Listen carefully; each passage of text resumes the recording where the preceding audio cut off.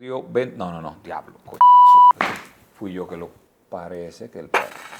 Está ahí, no me aparece.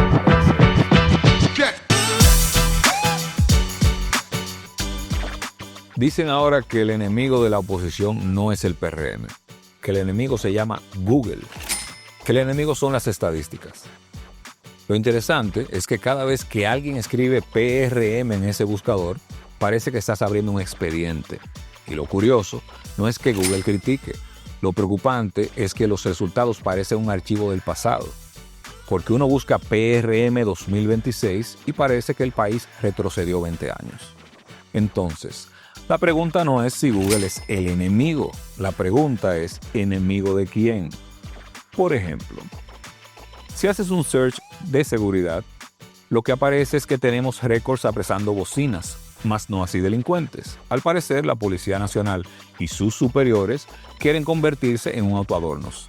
También dice que 8 de cada 10 dominicanos se sienten inseguros en sus localidades debido a la delincuencia y a la violencia. Si sigues buscando, arroja lo que ha venido pasando desde el primer día con instituciones clave. Y ahí es que uno empieza a sumar. El caso Intrant, que se quedó así, en el limbo.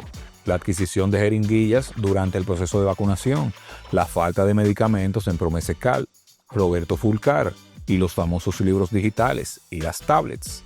Macarrulla, Nene, Ángel Hernández, cariñosamente Mr. Miyagi, la corrupción a gritos en el Ministerio de Agricultura, el Banco Agrícola que dejó de ser un banco de desarrollo y se convirtió en una financiera de campaña de candidatos del PRM.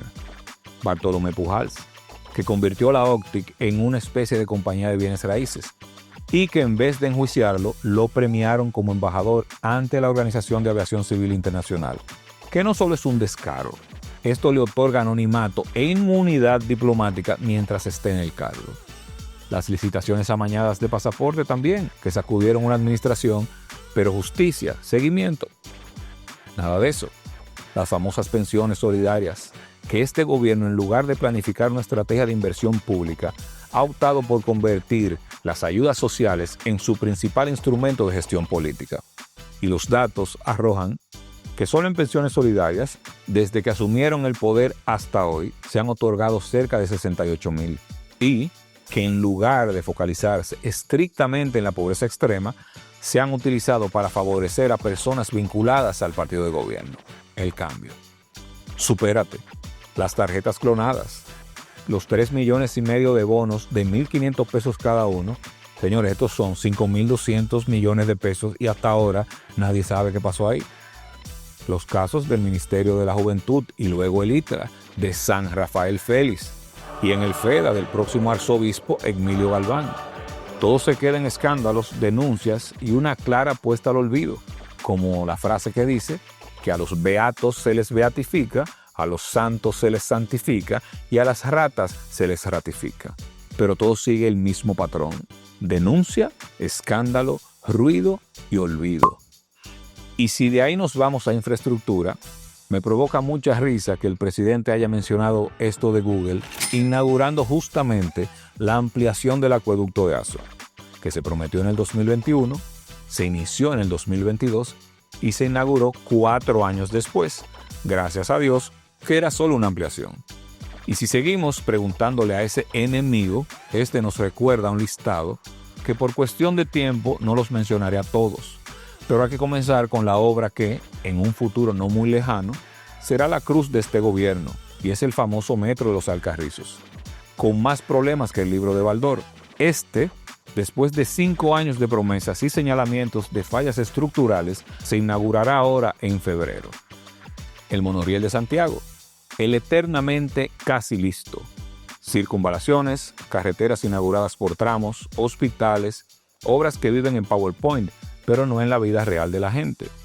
Y mientras tanto, el sector construcción acumula 5 trimestres negativos y presupuestos de infraestructura que quedan sin ejecutarse año tras año.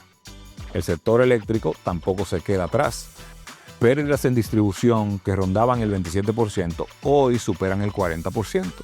Y los apagones regresaron como si nunca hubiéramos avanzado.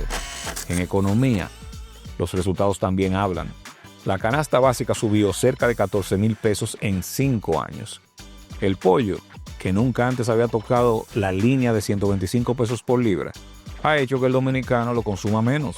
Contrario a la teoría del gobierno, aquí lo único que ha bajado en la comida es el consumo, no el precio. ¿Y los artículos básicos? Bien, gracias. Subiendo entre un 35 y un 45%.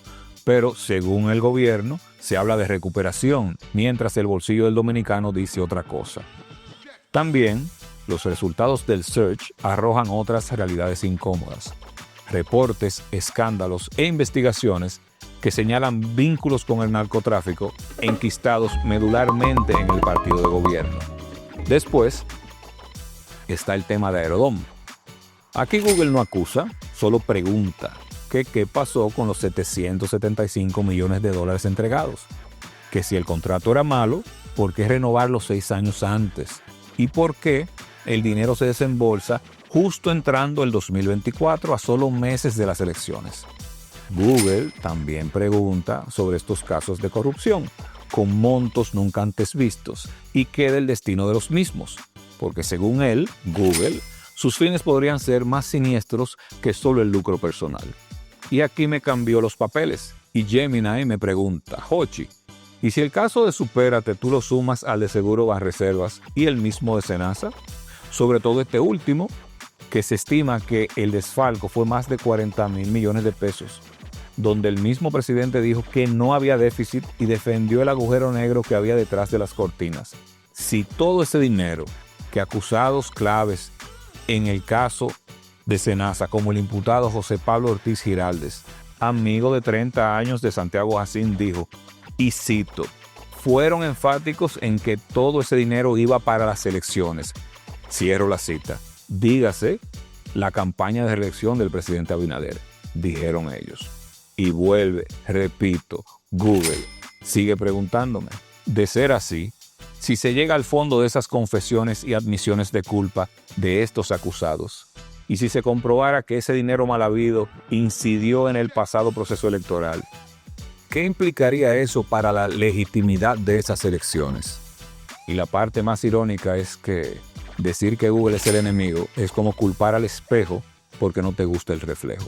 Y aquí es donde entra la película Volver al Futuro, pero versión política dominicana. Porque esta gente nos prometió crecimiento económico, eficiencia en el gasto público y transparencia. Prometieron cambio y al final, ustedes saben que sí, cambiamos. Volvimos al pasado.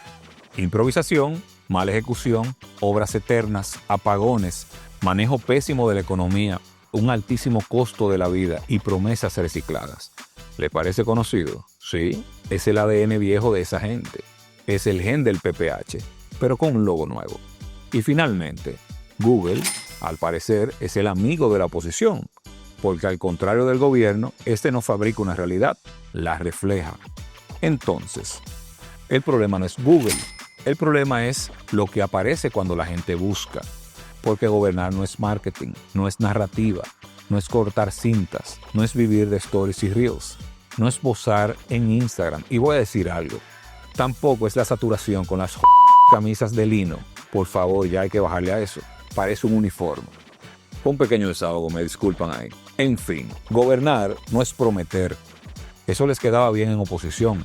Gobernar es otra cosa. Gobernar es ejecutar, es asumir consecuencias, es terminar lo que prometiste, es resolver. Y al parecer, la realidad es que este gobierno le tiene miedo a Google. Y siendo eso así, imagínense el miedo que debería de tenerle a la memoria del pueblo. Porque Google no borra y el pueblo tampoco. Gracias por escuchar.